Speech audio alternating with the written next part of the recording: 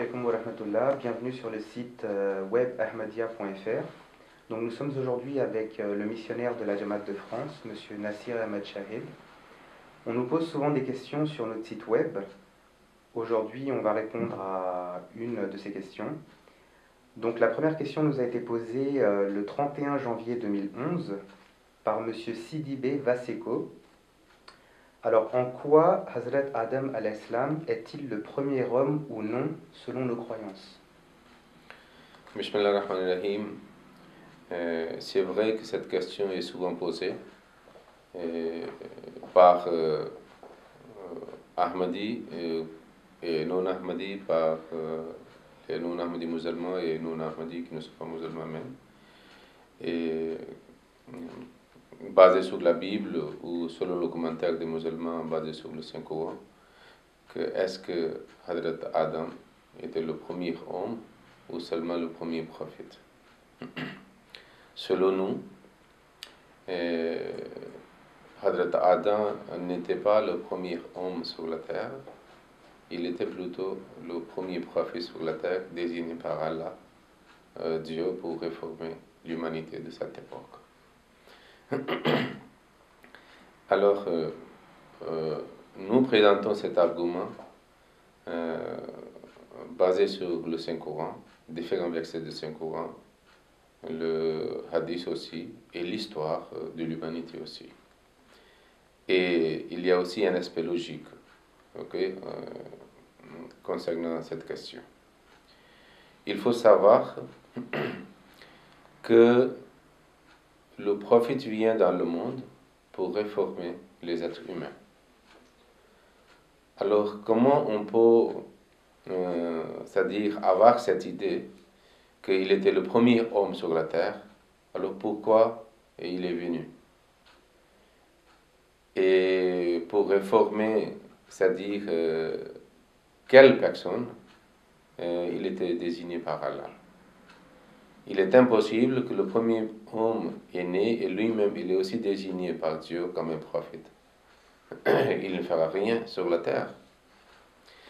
Alors, en ce qui concerne le Saint-Coran, nous trouvons que Allah dit dans le Saint-Coran, chapitre 2, verset 31, que je vais nommer un calife sur la terre. Même le mot calife signifie quelque chose de très important qui peut nous aider à comprendre que Adam alayhi salam n'était pas le premier homme sur la terre. Parce que le calife signifie successeur.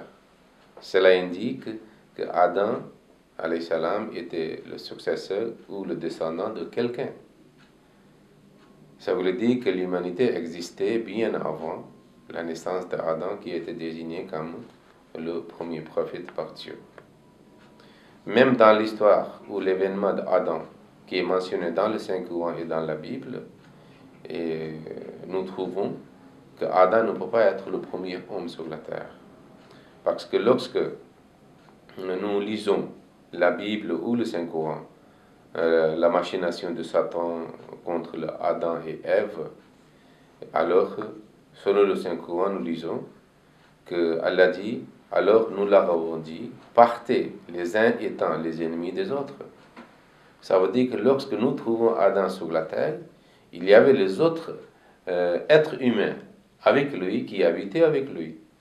Et il y avait certains qui étaient opposants d'Adam, et il y avait les autres qui étaient ses partisans et ses amis, ses compagnons. Ainsi, il est très difficile de dire qu'Adam était la première personne sur la terre.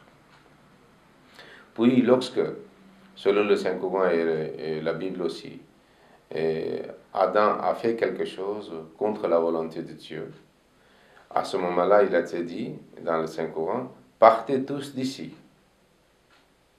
Ça veut dire qu'il n'y avait pas seulement Adam à ce moment-là qui devait quitter cette terre où Adam, avec ses amis, ses compagnons, habitait à cause des problèmes ou le désordre créé par le Satan ou l'Église. Alors, ces références nous fournissent amplement des arguments que Adam n'était pas premier homme sur la terre. Puis, lorsque nous voyons l'histoire, par exemple, l'histoire des êtres humains, Adam qui est mentionné dans la Bible ou dans le Saint-Coran, comme le premier prophète ou le représentant de Dieu sur la terre, avec lequel l'enseignement divin a été donné à l'humanité. C'est-à-dire, il habitait 6000 ans auparavant. Et lorsque nous voyons, c'est-à-dire qui est prouvé selon les découvertes scientifiques, qu'il y a une échelle d'évolution, que la vie a traversé plusieurs étapes d'évolution. On ne peut pas dire que le premier homme sur la Terre était seulement 6000 ans auparavant. Il y a millions d'années auparavant que l'homme existait sur la Terre. Et comment la science, qui est la loi établie et donnée par Dieu, pour contredire ce que Dieu a dit par ses mots dans le Saint-Coran ou la Bible. Donc, selon nous, la religion, si c'est vrai, c'est la parole de Dieu. Et la science établie est acte de Dieu. On ne peut pas trouver une contradiction entre la parole de Dieu et acte de Dieu, qui est la science établie. Donc ainsi, il est impossible qu'on dise qu'Adam, qui est mentionné comme le calife ou comme le premier prophète dans le Saint-Coran ou dans la Bible, c'est-à-dire était le premier homme qui a vécu il y a 6000 ans.